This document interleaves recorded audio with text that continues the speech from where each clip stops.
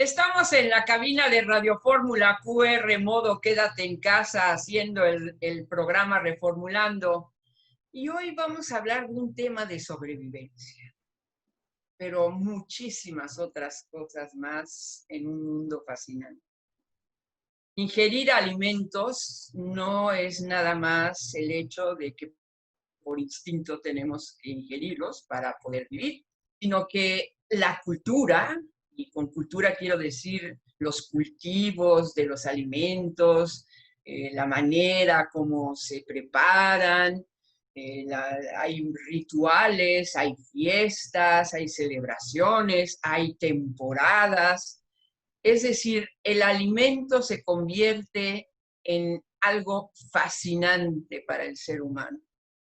Y una vez llevado a la mesa, pues es una celebración de vida, de amistad, de compañía, en fin, que alimentarse lleva muchas cosas en sí que hemos ido menospreciando.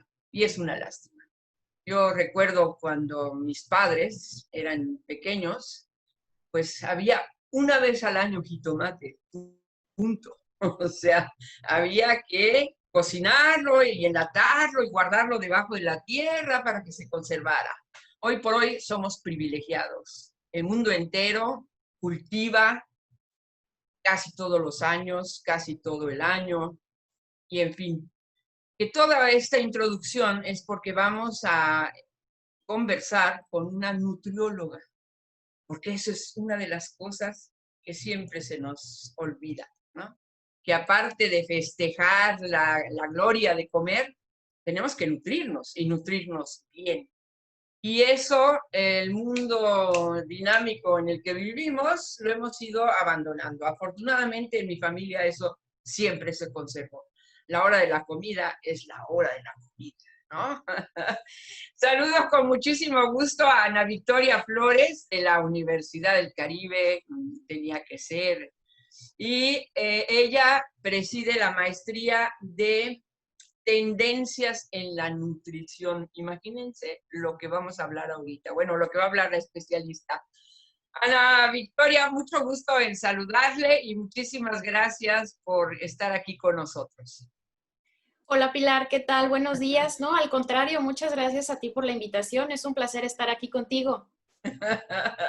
A ver, a ver, ¿qué pasa con la nutrición, sobre todo en nuestro país? Es privilegiado como pocos porque tiene todos los climas casi todo el año. ¿Qué pasa?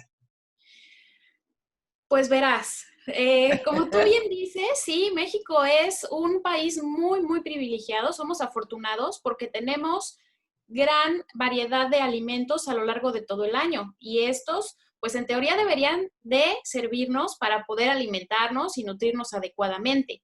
Algunos están disponibles unas temporadas del año, como bien mencionas, y otros otras temporadas del año. Sin embargo, pues estamos también enfrentándonos a cifras, por ejemplo, de problemas de salud importantes que están relacionados con la alimentación, como son los problemas de obesidad, de sobrepeso y de enfermedades cardiovasculares, como son como es la hipertensión arterial, y problemas también de diabetes.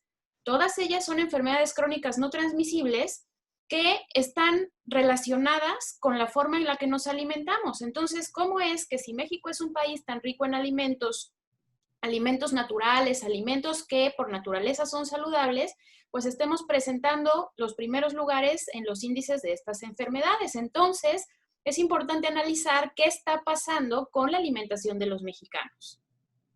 ¿Y qué es lo que está pasando? Porque yo he convivido en comunidades mayas, por ejemplo, que han sido marginadas. Bueno, casi todos los pueblos originarios de México han sido marginados, pero tienen las tradiciones del cultivo. Entonces, se alimentan bien, ¿no? A ver, maestra, usted que trabaja con los jóvenes, que está en contacto con lo que sucede día a día, porque seguramente los alumnos de una universidad seguramente se preguntan qué está pasando. Y yo también me lo pregunto. Pues Pilar, las razones por las que la gente hoy en día come lo que come son muy diversas, muy diversas, y los problemas, por ejemplo, de sobrepeso y obesidad cada vez van en aumento también en las comunidades y en las poblaciones rurales. Entonces, son muchos los factores de los que podemos hablar o muchos los factores que podríamos analizar de por qué los problemas de salud en la población mexicana. Tú decías hace un momento, bueno, es que ellos pueden consumir lo que producen. Entonces, ese es un factor bien importante. Eh, ¿Cómo ha cambiado en México el que nosotros podamos producir y alimentarnos, ¿no?, de esa producción? Es decir, ¿qué tanto, por ejemplo, en México se está produciendo para exportar? ¿Y qué tanto de lo que nosotros nos comemos son productos que vienen de otro lugar? Entonces, ese podría ser un factor, ¿no? Por ejemplo, ¿qué ha pasado con la soberanía alimentaria en México a lo largo de todos estos años? ¿Seguimos alimentándonos de lo que producimos? En realidad, ¿el alimento que se produce en México es para los mexicanos? Esa sería como una cuestión muy importante para analizar, ¿no? Y cómo está, por ejemplo, la economía de los mexicanos también. En realidad, a todos nos alcanza para poder alimentarnos adecuadamente, ¿no? Porque el acceso a los alimentos, hay que ver si los alimentos están disponibles, pero también si nos alcanza a todos para poder comprar esos alimentos, ¿no? Ahora, otro factor importante que yo veo que es de analizar es, por ejemplo, la educación en cuanto a alimentación y nutrición. Todos sabemos cómo alimentarnos adecuadamente, todos sabemos de qué se compone una nutrición adecuada. Entonces, es importante que los niños empezaran, ¿no? Y ahorita es muy buen momento, empezáramos a capacitar a los niños, a enseñarles de fondo cuáles son las características de una alimentación adecuada, para que entonces se vaya volviendo un hábito, aunque sea a mediano plazo o a largo plazo, pero si empezamos a educar desde la infancia, entonces podemos cambiar las cosas. Y es exactamente esto, que finalmente el problema de la nutrición en México se vuelve un problema de marginación. Yo, cuando era niña, mis vecinos, por lo menos eran, si no hijos de campesinos, eran nietos de campesinos. Pero el producto del campo se fue concentrando en muy pocas manos, y en el gobierno de Fox eso fue clarísimo, ¿no? El rey del jitomate, o sea, los campesinos se les pagaban 2 pesos y además, por ejemplo, el exgobernador Borges, aquí se robaron 400 millones de pesos de caminos cosecheros, ¿no? Porque la gente que cultiva y a la hora de sacar su cosecha, pues no hay camino para sacarlo. En fin, que se vuelve un problema social y económico. Me encantó cómo lo expuso usted, porque generalmente eso se pasa de lado. Y yo creo que es importantísimo rescatar el campo. Yo considero que son las causas principales de fondo, ¿no? Porque podemos irnos como a la cuestión superficial, ¿no? Sí. No es una cuestión que tenga que ver tanto con los cuerpos, ¿no? No es tanto que la gente tenga un hábito alimentario y que coma en exceso o que coma lo que no es más saludable porque quiera. Hay que analizar las razones por las cuales la gente come lo que come, y esas razones evidentemente tienen que ver con la pérdida de la soberanía alimentaria, a lo mejor con el detrimento de la seguridad alimentaria del país, con las cuestiones económicas, que la gente a lo mejor no le alcanza para poder comer adecuadamente, que la gente a lo mejor no tiene agua potable en su casa, ¿no? Para poder tomar agua simple, porque es lo que se debe de tomar, o a lo mejor la gente necesita, ¿no?, por el mismo precio, comprar algo que lo hidrate, pero que también le dé la energía para rendir toda la mañana. Entonces, a lo mejor, pues un refresco es esa opción porque no tiene de otra. Es decir, hay que ver las causas de fondo de los problemas alimentarios que está teniendo el país. Me encanta, maestra, que usted diga esto, porque sobre todo ahorita hay una gran discusión de las grandes refresqueras, ¿no? Que están puestas así con los pelos de punta, pero no quieren reconocer que todo esto fue una estrategia. de gobierno, porque lógicamente se gana mucho dinero. Y hay un problema más todavía que yo añadiría, que muchas refresqueras no pagan el agua. Y eso es gravísimo, ¿no? Esto yo creo que debería investigarse si pagan el agua como debería pagarse para convertirlo en una industria, ¿no? Porque nosotros consumimos agua para bañarnos y para cocinar, pero esta gente usa el agua como consumo para hacer un negocio. Y eso creo que no se ha dilucidado bien y eso para mí es también muy grave porque han habido denuncias de que se contaminan los ríos por las refresqueras, por ejemplo, y toman el agua de los lugares sin pagarla. Y eso es un robo, es un saqueo a la nación. Pero también, Pilar, sí, bueno, sí, tienes toda la razón, pero si nos ponemos a analizar un poco ese tema, pues desde hace cuántos años existen las refresqueras, por ejemplo. O sea, no podemos decir que los culpables de todos los problemas de salud en el país los tienen las refresqueras, pues porque el refresco es un alimento, es un producto industrializado que está al alcance de la población, sí, de la mayor parte de la población, pero también hay muchos otros que deberían estar al alcance de la población y no lo están. Entonces, tenemos que pensar un poco en lo global, ¿no? Y en las causas de fondo de poder revertir los problemas. Ahora, eso por una parte, si nos vamos como al fondo, ¿no? Como al origen, como a lo que habría que excavar hasta abajo, hasta abajo, hasta abajo, hasta abajo, y qué sacar, o sea, qué empezar a cambiar para poder revertir tantos problemas, pero no dejar de lado también todas estas nuevas tendencias, que es lo que tratamos en esta asignatura de la maestría, todas estas tendencias que ahora están relacionadas con la alimentación, pero que habría que analizar sus principios, por ejemplo, científicos, y si en realidad tienen un beneficio a la nutrición o al estado de salud del individuo. Por ejemplo, los orgánicos y los transgénicos, ¿no?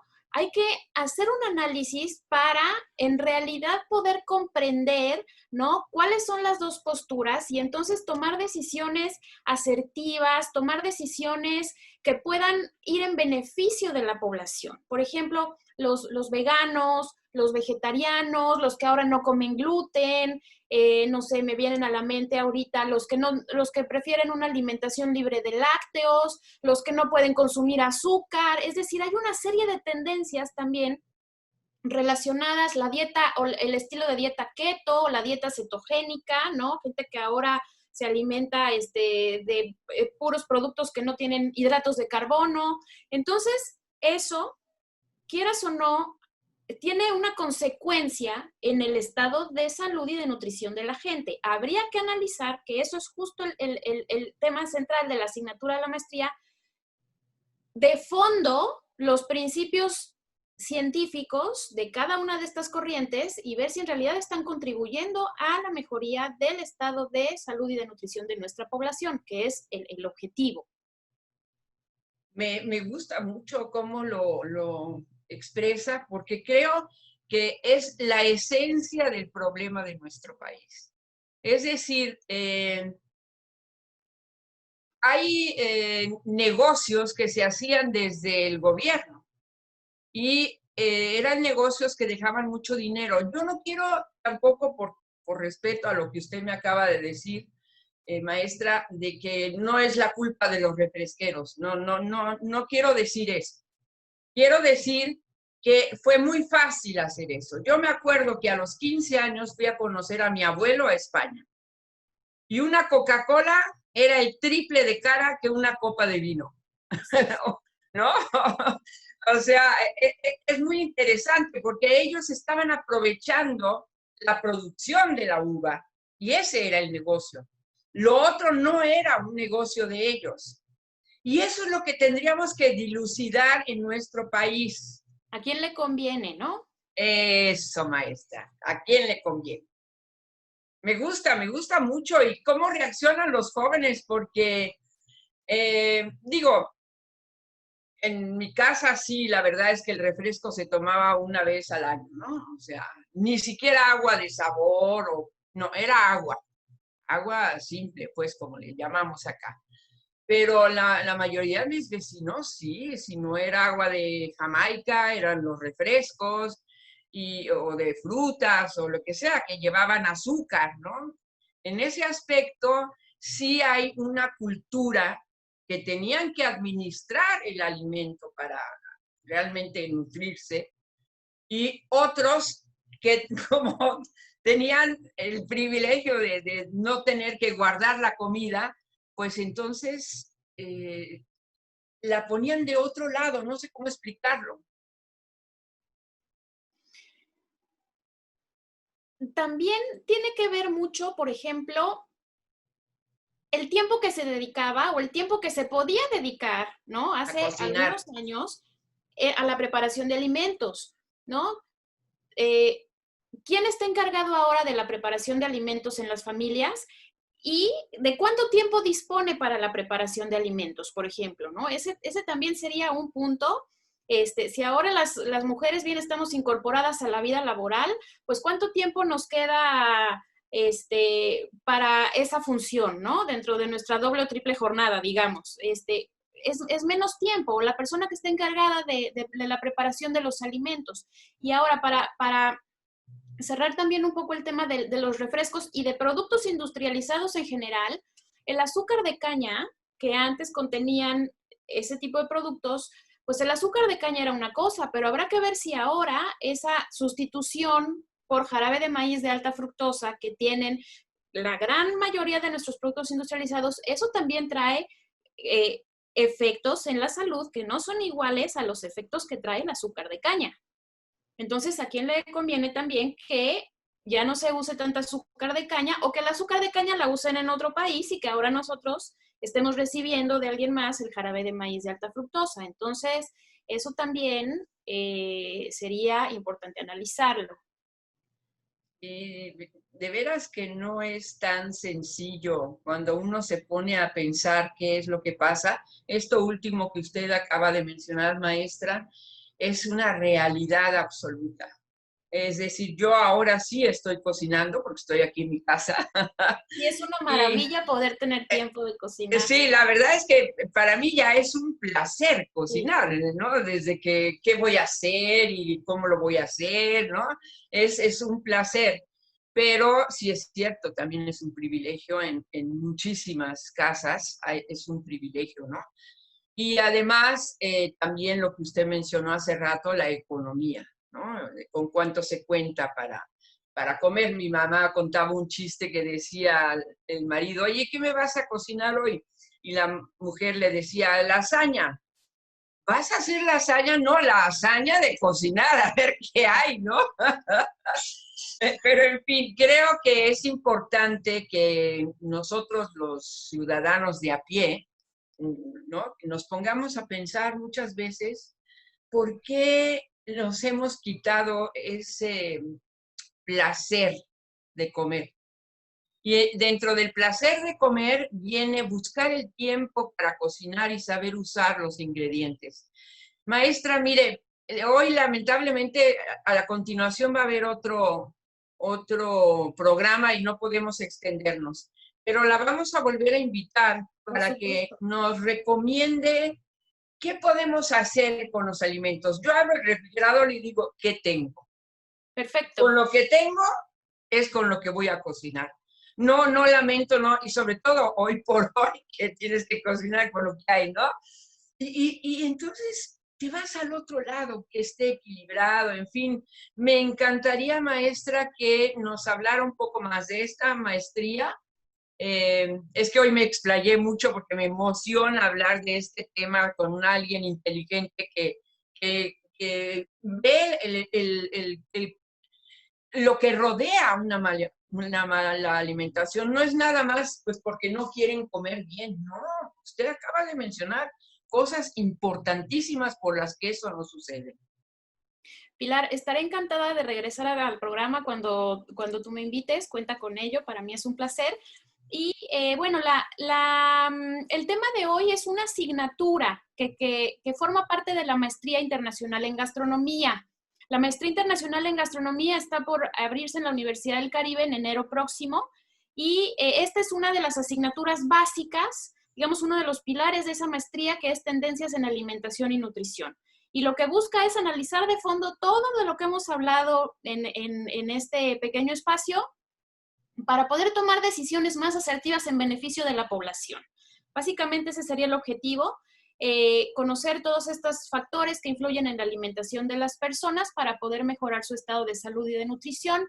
Y bueno, pues los invitamos a visitar la información en redes sociales y páginas de la Universidad del Caribe.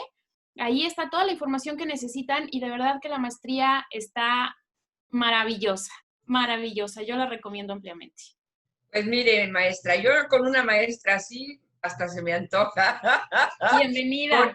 Porque de veras, las cosas tienen que armarse completitas, no nada más ver, como se dice, no nada más ver el árbol, sino ver el bosque completo. Y usted nos acaba de dar una introducción espléndida. En 1 o 2 semanas la volveremos a llamar, por favor, para que nos diga algunas cosas básicas, ¿no? De cómo podemos nutrirnos y al mismo tiempo ser felices comiendo sin tener que atascarnos, ¿no? Comer es un placer, Pilar. Exacto. Comer es un placer y cocinar es una invención. Es decir, es un acto creativo, de amor, porque tú cocinas para los otros. Cuando estás ahí cocinando, dices, ojalá le guste a mi hijo, a mi esposo, a mi hermano, a mi amigo, ¿no? Así es. Un acto de amor también. Maestra, me encantó hablar con usted. Me gustó mucho cómo enfocó esto y la volvemos a llamar. Claro que sí, Pilar. Muchísimas gracias. Fue un placer para mí también. Es Ana Victoria Flores de la Universidad del Caribe y se va a abrir la carrera de nutrición, ¿no? La maestría internacional en gastronomía. ¡Wow! No, y yo que veo programas de cocina en el mundo, la comida mexicana sale a relucir. Los nopales, las garnachas, todo sale a relucir. Todo lo podemos comer. Pero vamos a hablar de eso en el próximo programa. Que le vaya muy bien, maestra, y Muchas hasta la gracias, próxima. Pilar. Igualmente. Adiós. Gracias.